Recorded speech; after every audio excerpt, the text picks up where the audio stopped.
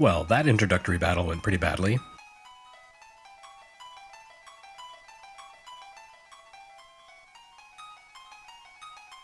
Biggs and Wedge are gone forever, banished to become mooks in some other game.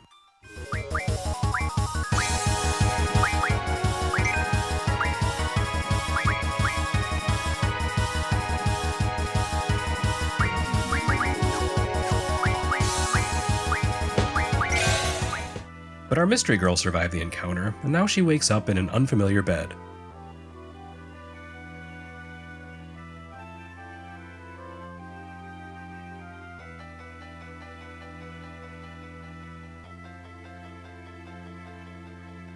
A kindly old man rescued her from the caves and removed the slave crown that controls her thoughts.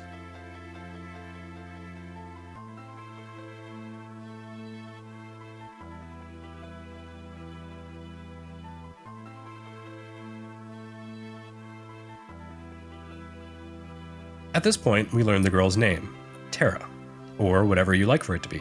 You're allowed to change the names of every playable character in Final Fantasy VI if you like. These little renaming screens aren't just handy for customizing your party, each one also relays a quick blurb about the character to provide a bit of exposition for their role in the plot. Now, Terra wasn't originally her name in the Japanese version of the game, but evidently the localizers thought Tina was too prosaic for English-speaking audiences. It couldn't have been Terra in Japanese anyway, thanks to LR ambiguity, that would have been entirely too confusing. As it turns out though, we're still very much in prologue mode for Final Fantasy VI. No sooner does the old man mumble through some exposition than the Narshe guards, there's really a lot of those guys considering how many Terra plowed through in the attack, come knocking on the old man's door. Terra slips out the back and into more of the caves behind the city.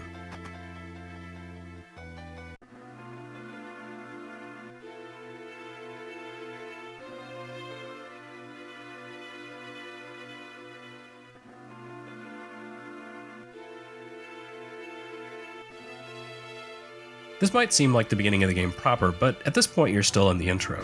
There's only one way into and through the caves, and this sequence really just serves as a lead-in to the bigger cast of characters. As you're railroaded into the caves, you'll find that battling with Terra alone is really quite different than stomping around with a team of armored soldiers. Magitech armor somewhat surprisingly didn't improve your character's defense, but it did allow for Terra and the soldiers to take out practically any enemy in a single shot. On foot, that's no longer the case. Terra's physical attacks are considerably weaker than the mech suits, meaning she has to hit enemies several times in order to slay them. It's okay because the opposition you face here includes two new enemies that aren't particularly powerful, though they do command some capabilities you haven't seen before. Bandits, the hunched-over guys holding wrenches, have a counterattack skill reminiscent of Ymir's lightning counter. Unlike Ymir though, bandits can use their counter anytime, not just when they're in a defensive stance. Inexplicably though, their counter consists of them hitting themselves with a wrench, meaning there's a pretty good chance that you can hit them once and cause them to finish the job for you. Spritzers, however, behave a little more sanely. Their basic physical attack is about what you'd expect, but they have a secondary skill called Cling that doesn't hurt you directly. Instead, it inflicts slow status on Terra, causing her to glow blue, and her ATB meter to fill at half speed. This means she gets half as many attacks as normal, which represents a pretty big problem when she's weak and fighting alone.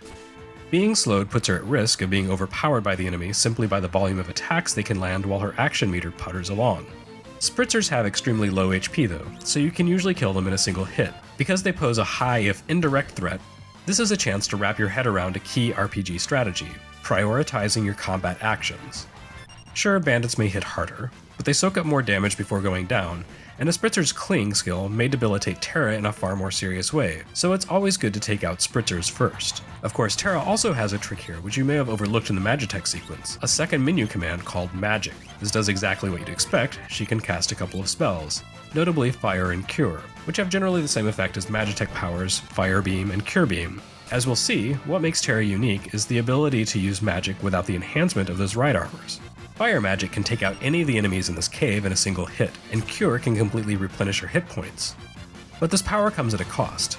Magic costs MP, magic points, which are finite and difficult to replenish at this point in the game. For now, you can only restore them by resting, either in an inn or in a sleeping bag at a save point. So you can't blast through the bad guys with fire indiscriminately. Still, in a tight situation, you can rely on magic to save Terra's bacon, especially if you know the as-yet unstated secret of multi-targeting.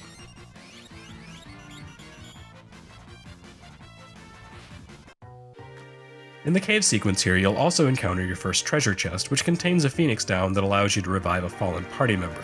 That's not much use when Terra's all alone, but as it happens, her solo outing doesn't last long. Eventually, those soldiers who spotted her initial flight into the caves catch up to her and corner her. Luckily, I guess, the floor crumbles beneath her and she falls to relative safety, a favorite trick for Final Fantasy.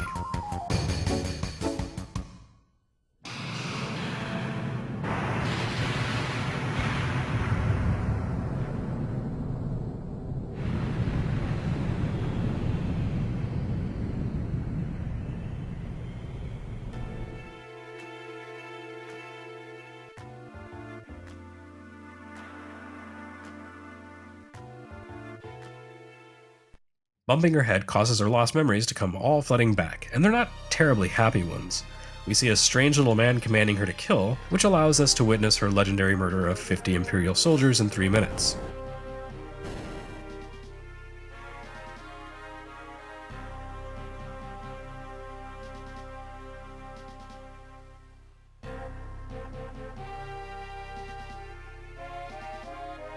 At this point, Terra's point of view fades to black again, only for the scene to resume in the old man's house once more. However, this doesn't mean you're caught in a terrible Groundhog Day loop or anything. Terra remains in the cave, and instead an ally of the old man bursts in. You get to name this guy too, and you can use his default moniker if you like, Locke. He's tasked with rescuing Terra before Narshe's guards reach the point where she fell.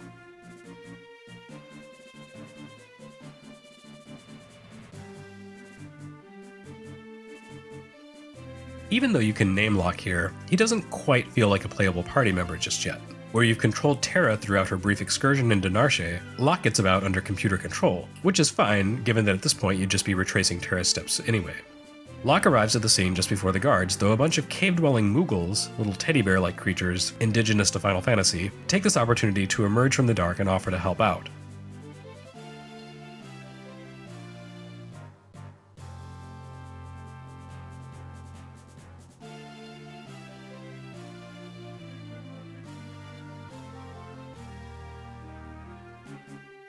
This odd coincidence kicks off a training exercise for one of Final Fantasy VI's more interesting mechanics, the multi-party system.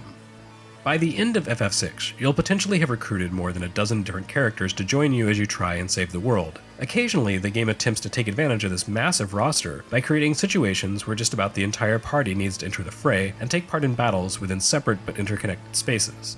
This has interesting effects, like forcing you to rotate unloved characters in and out of your party to keep yourself from being completely ruined when one of these dungeons pops up, and your first experience with juggling multiple active teams comes here. This is a complex enough mechanic that a handy Moogle, one of many helper creatures who explain game mechanics from here on out, drops by to explain things to you. In short, you switch teams by pressing select, and the camera recenters on the next team in line.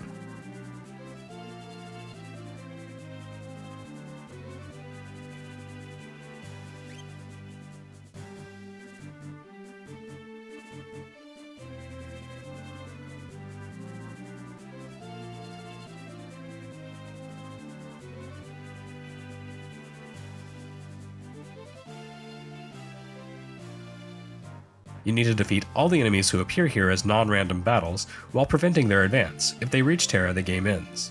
A team is basically the same as a standard combat party. Well, mostly. This scenario is a little different because you only have 2 permanent party members at this point, and one of them may not be immediately obvious, since you're not given the chance to rename him here the way you were Locke and Terra. The rest of your teams consist of Moogles of varying competence, some strong, some weak. The MVP here, though, is definitely your future party member, a guy named Mog, who heads up party number 2. His strength and hit points are roughly double that of the other Moogles, or Locke for that matter. Mog also has a special skill called Dance, which makes him the only character here besides Locke to have an option besides attack.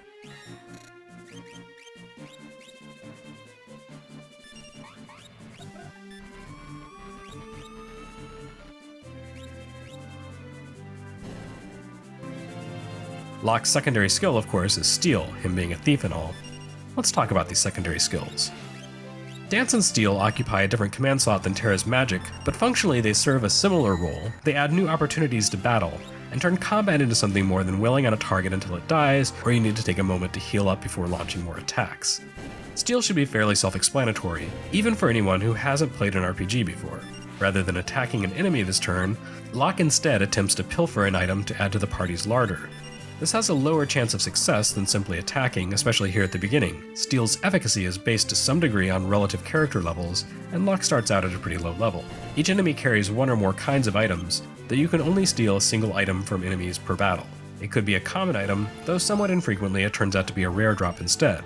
Some of the best items in the game can be acquired with the steal command, though it's mostly a crapshoot. Here in the beginning of the game, your enemies almost always carry potions, the most common item in the game, but more interesting goodies appear as you progress. Dance, however, is more esoteric. It's hard to get a true sense of its workings here in the cavern since Mog only has a single dance available to him, but you'll at least get the gist. Dance causes Mog to enter a berserk state of sorts, where he automatically acts every time his ATB meter fills.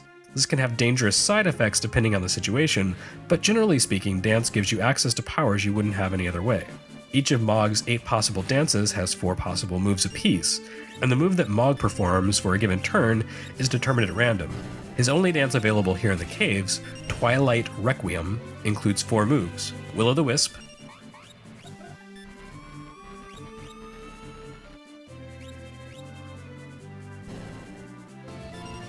Cave-In,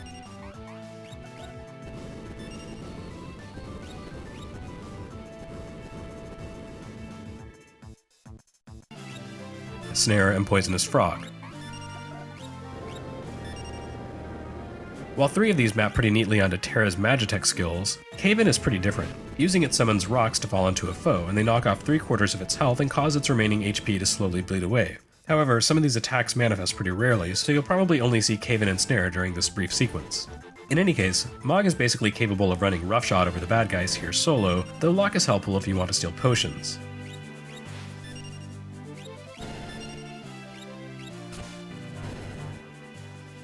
The third party, consisting entirely of generic Moogles, is mainly there as cannon fodder. This sequence, despite the impending threat and the need to manage 3 parties at once, is fairly forgiving. The biggest concern comes in the form of the Megalodots, who can blast an entire party with an ice attack that hits hard.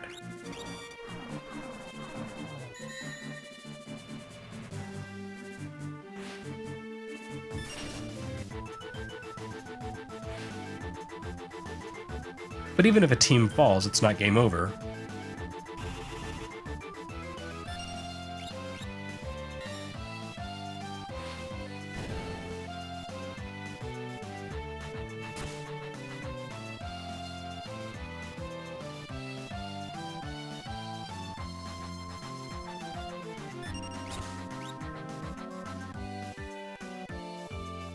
Rather, that team is sent back to the initial point with 1 HP per team member, while the other teams fight on. The foes marching forward consist of Megalodots and Silver Lobos, and are easily vanquished. However, waiting at the rear ranks is their boss, the Guard Leader. He's pretty tough, with some nasty attacks.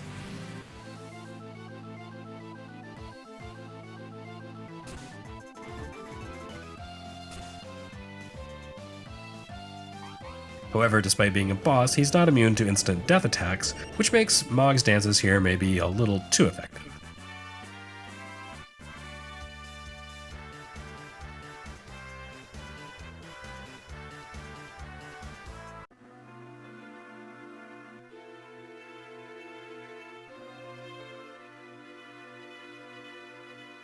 With Terra safe, the game takes over again, rushing you through the caves rather than letting you control Locke or explore it off to the sides.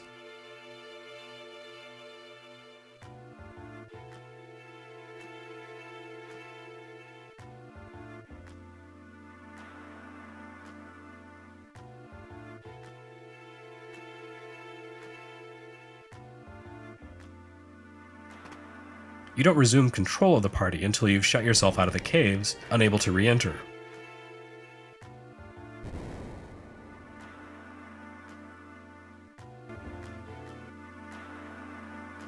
Likewise, you can't re-enter Narshe itself. The remaining guards will recognize Terra as the woman who just annihilated most of their comrades and understandably chase her away. You can switch to Locke here, but the result is the same. You're officially persona non grata in this town.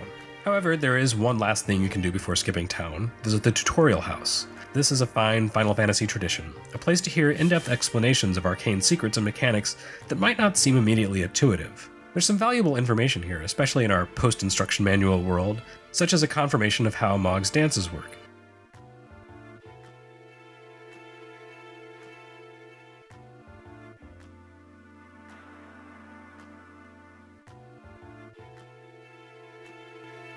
and how to multi-target with magic. You'll learn about status effects,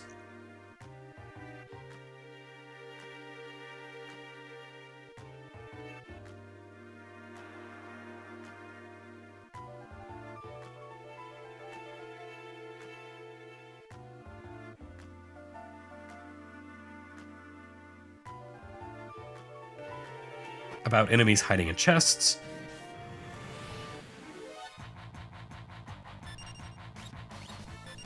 and more. And there's even a special room that basically sounds like gibberish for now, as it details some of the more advanced game mechanics. All in all, an invaluable resource.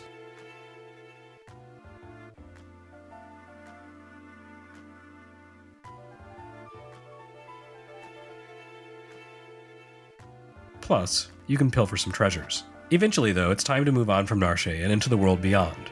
After an intro that shows off a surprising number of game elements, the true Final Fantasy VI starts here.